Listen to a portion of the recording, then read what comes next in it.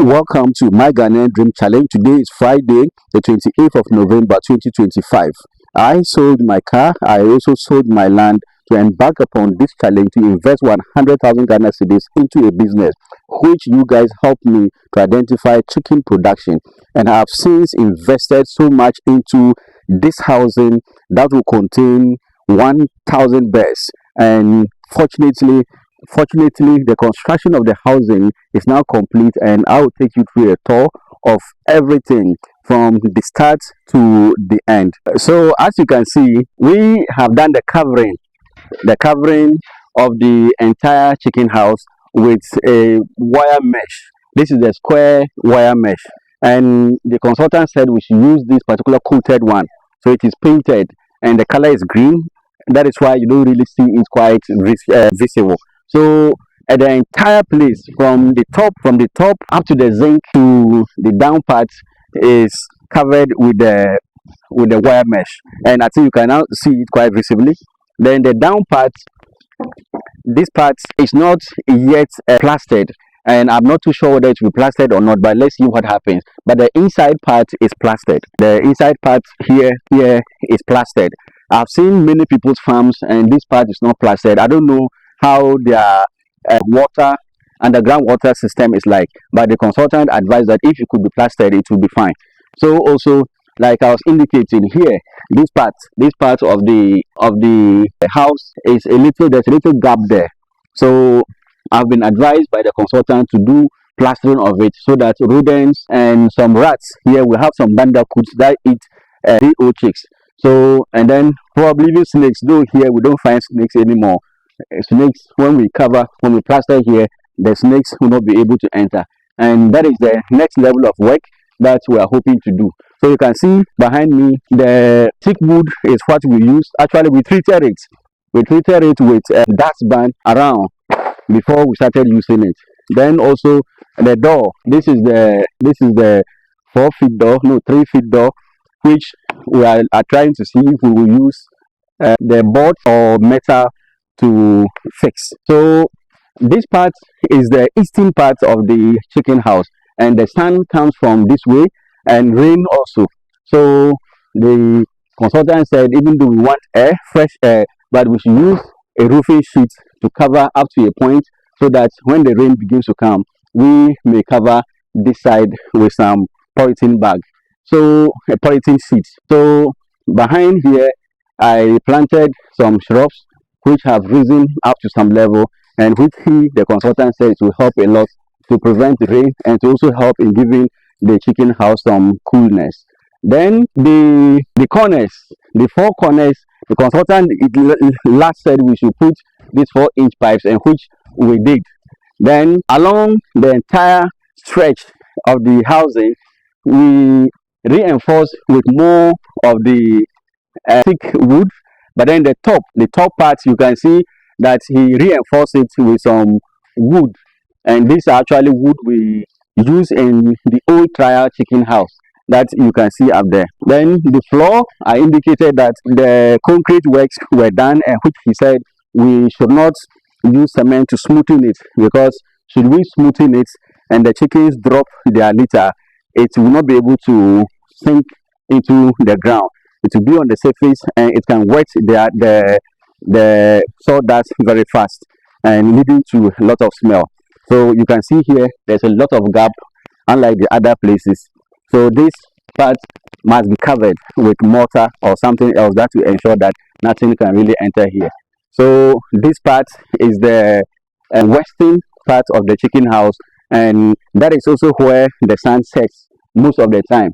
So we have also covered the top part of it with the roofing sheets, and this is the reason why a lot of money was spent, because the roofing sheets alone were 2.5 packets that were used to do this covering. But the down part again is open so that fresh air can enter, and also we will put the polythene or tarpaulin so that when it is about to rain, we can spread it down for water not to enter. And in actual fact, we have indicated that here, this particular place, from here to this particular door, is what we will use as our store. So we'll put all our maize and all the feeding the feed of the chicken here. So that this is another door that will secure very nicely, so that nothing absolutely can enter except maybe some flies and other stuff. So far so good. As you can see, the top, especially the very top, we also put ensure that the roofing sheets got to the roofing sheets. The this particular zinc gets to the very top part, so that birds and other flying things do not fly and enter there very easily. So every part and corner of it is, let me say, about 80% secured until we do the plastering of the wood and the cement works, so that it will catch it really strongly. So far you have seen the works we have done at the back here, at the back of the chicken house. I am trying to get more sand which is in the compound to fill the back. Sometimes this particular gutter behind me, when it rains, I think it can be, the gutter can be more visible at this side. When it rains, water fills it and spill over here. So when I'm able to put more gravel at the back and heap it at the walls, possibilities of rain and runoff getting closer and wetting the foundation will be much reduced. So far, this is what we have. Is some the work that all of you contributed your ideas, and we are thankful to everyone. We are thankful to everyone. And this particular wood that was erected, and then some metal posts that were erected. Initially, the consultant said if they could roof it without erecting these posts, that would be better. In the sense that should we decide that we want to install cages, it will be easier for us. But when the carpenter came and I mentioned to him that he should roof this without bringing these poles, he said then it means that we have to get a lot of wood, which will increase our cost. So I said that okay, since this particular farm, or let's say home farm, is a temporary place, let's say for 2 to 3 to 5 years, then let's just do it this way, so that when we are moving to a more permanent farm, we will now roof it without a central pillar system, so that when we are bringing cages, we can easily fix them in so easily and nicely. So now, having seen all of this, the consultant is saying that even though we've not been informed about when our AO chicks will arrive, we should begin thinking about brooding. So he said he will now visit and then show us how to do the brooding house. So we are now waiting for him. So having said this, we also have our underground water system, which is also, let's say, 90% done. 90% done. So as we mentioned, this part is 8 and this part is 12 feet. And then inside is supposed to be 12 feet, but because of the rocks that we have met on the way, the man who is working on this said we can maintain it at 7 feet. So they have reached, I think, almost 7 feet now, and they are now dressing the various size of it. And hopefully today, latest by tomorrow morning, they should be done with this as well, so that we will left with the block works to complete it. And also, happily, even though not flowing all the time, but I indicated in my last update that the Ghana Water Company said in my area of Tamale, Sanaro, Kuku, they will open the tap for now every 2 weeks. So happily, the last time the water opened was 2 weeks ago, and now the water has been opened again.